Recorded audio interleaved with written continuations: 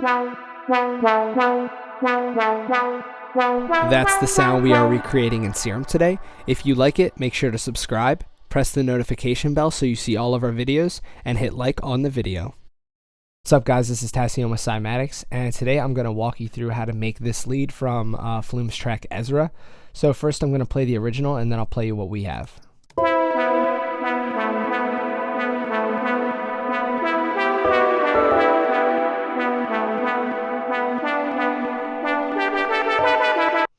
Alright, and this is what we have.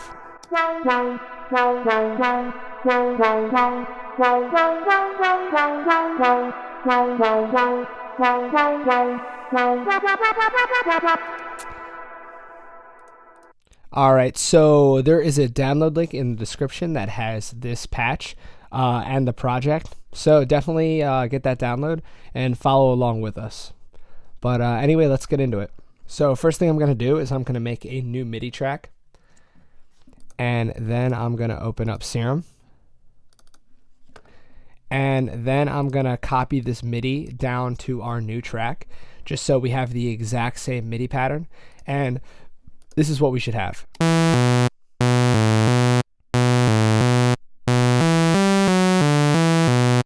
So yeah, you get the idea. So this isn't going to be terribly far off from what we're going to do, but there's just going to be like some filters and reverb that's going into it. That's going to kind of take the grit out of it and just make that nice little like wobbly future sound. So let's open up Serum, and we're going to leave these both at a saw wave, and we're going to be using oscillator A and B and not the sub oscillator or the noise oscillator. So first thing we're going to do is we're going to select the warp mode that we need. So we're going to go down to here and select pulse width modulation, or PWM. And basically what this is going to do is this is going to take, it's going to basically anchor this left side, and it's going to take this right point and it's going to squash this wavetable into the middle and all the way to the left side.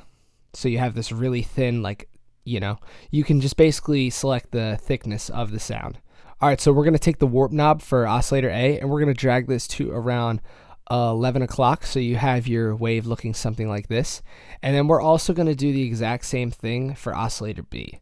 So go down to the warp and go to PWM and drag this to 11 o'clock as well.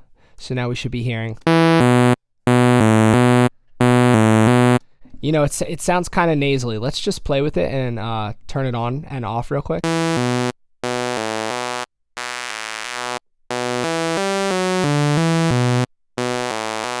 So you can hear it getting a lot thinner. So, well, I'll leave it at 11 o'clock just like we had it. And then we're going to leave the levels the same. Only thing we're going to do is a slight adjustment up here. Is we're going to bump each one of these oscillators up an octave. And we're going to bump it each one up 1 cent. And the next thing we're going to do is we're going to go to our filter and turn it on. And we're going to make sure A and B is selected because we want the filter to affect both oscillators. And we're going to select MG low 18. So right now you should be hearing. So it's taking that high grit out of there, which is nice, but we don't want it to be low all the time. So what we're going to do is we're going to modulate that. So the only thing down here we're going to be using to modulate is envelope 2. So envelope 2 is going to look something like this. We're going to have the attack set to around 79 milliseconds. We're going to have the decay set to around 689, 657, like somewhere around there is good. And we're going to take this sustain and drop it down all the way. So right now, nothing will be changing because envelope 2 isn't controlling anything unless we set it to. That is what makes it different from envelope 1. We're also going to do the same thing to envelope 1. We are going to set this attack to 18 just to kind of take away the transient a little bit. So envelope 1 is controlling the volume for everything in Serum. So all of these oscillators will be controlled automatically by envelope 1. So standard, it comes like this, the attack at 0.5 milliseconds. So we're going to turn it up to 18, and you'll just hear that the transient is taken off just slightly. So you can hear that it just got a little softer. So if we take it up even more, you can hear that effect exaggerated a little bit. So we're going to leave that at 18. And then we're going to take the decay and bring it somewhere around here, like 600-ish. And we are going to take the sustain all the way down. Actually, we can drag the decay a little bit shorter and make this curve not as curved. So we should be hearing.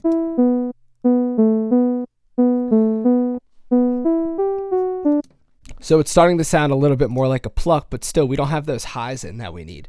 So what we're going to do is we're going to start modulating things. Envelope 2 is only going to be controlling 4 things. So the first thing we're going to put it on is the pulse width modulation. And then we are going to drag this to around here to 2 o'clock range. So basically this is just going to modulate the width of it.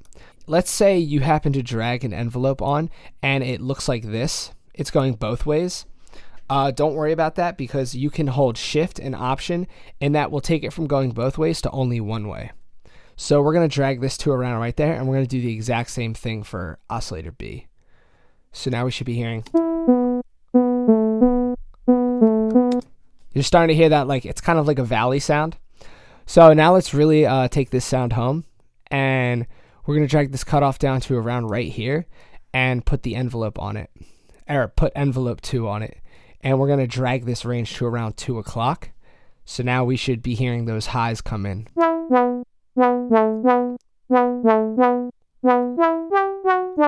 So it's sounding very flumey right there, very like future bass-ish. And we're also going to drag this resonance up a little bit. And what the resonance does is it takes the peak. So it takes where this would bend and it just makes that sharper or more mellow. So if you turn this up all the way, you're going to get like a real, like you can hear that like valley sound where it sounds like it's saying wow. But we're going to take this to around right here. All right, so I mean, we're really close to being done this sound. Like I said, envelope 2 is only going to be modulating 4 things. Right now, we're already at 3. So now it's time to get into the effects, and then we'll just top this sound off. All right, so the first effect we're going to put on is the hyper/dimension.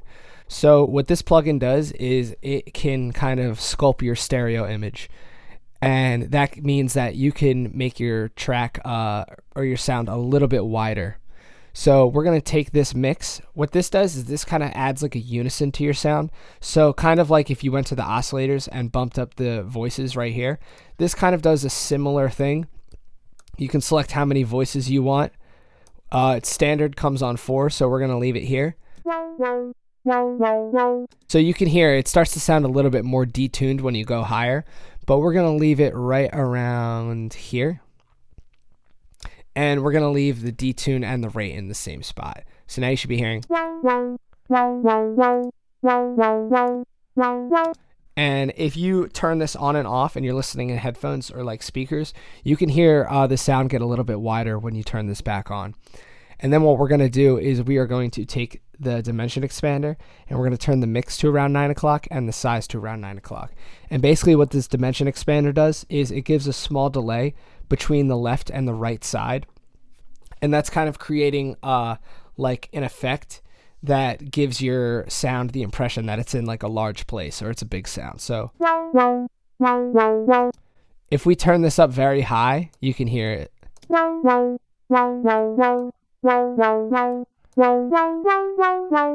So the left is happening on time, but the right is delayed. So we don't want it to be that drastic. We just want a little bit of effect to give it a bigger stereo image so it's not directly down the middle. The next thing we're going to add is we're going to add a chorus. And we're going to leave the rate around right here. And we're going to take this delay down a little bit. And then we're going to turn this delay up a little bit. So this delay should be around 1 millisecond. And this delay should be around 2.2 milliseconds. And this is also making your sound a little bit wider and just making it kind of like softer.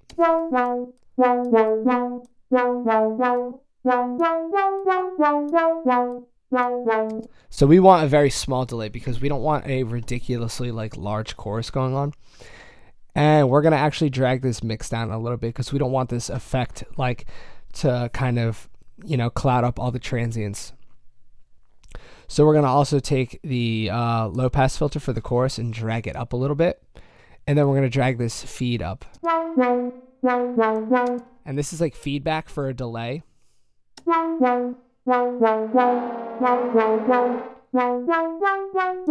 And the next thing we have is a filter. And this is going to be a similar effect to the filter we have back here, but a little bit more mellow of a curve. And this is just going to tone down all of this delay and all these effects that we added on here. So we're going to take envelope 2 and we're going to drag it onto the cutoff. And you see it's going both ways this time. We want that. And we're going to drag this range to around right here, just so the range is kind of at like the 11 o'clock area and the knob is at like the 2 o'clock area. We should be hearing.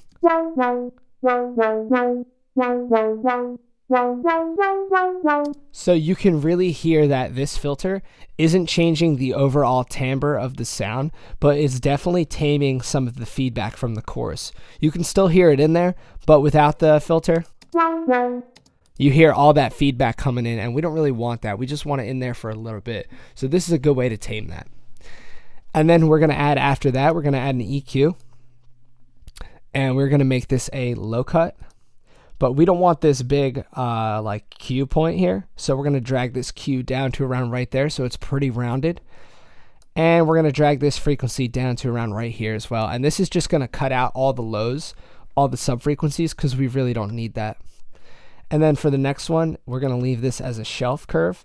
And we're just going to drag this gain up a little bit. And last but not least, we have a reverb. All right, so when you first open up a reverb, this is what it's going to look like. It's at the hall setting, and this is what all the knobs look like. We're actually going to change this to plate.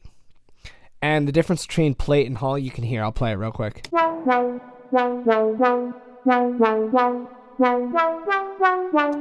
hall sounds really, really nice, and it kind of gives it like this impression that's in a big space, and this is the plate.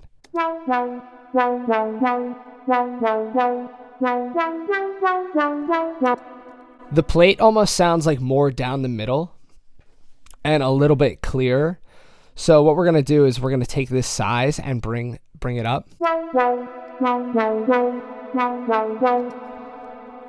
And then we're going to take this pre-delay and we're going to drag it down.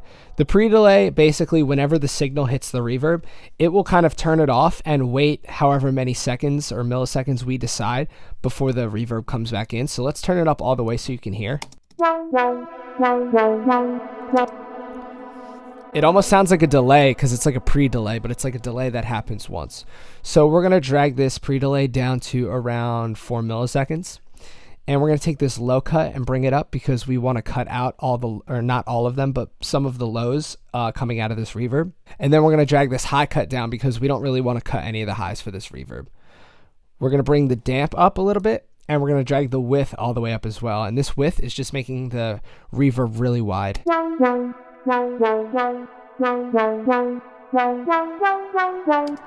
that sounds really good. The thing I don't like about the plate reverb is that, like I said, when you first open it, it really sounds like kind of mono, like right down the middle. But when you turn the width up all the way, it really sounds like background and super wide.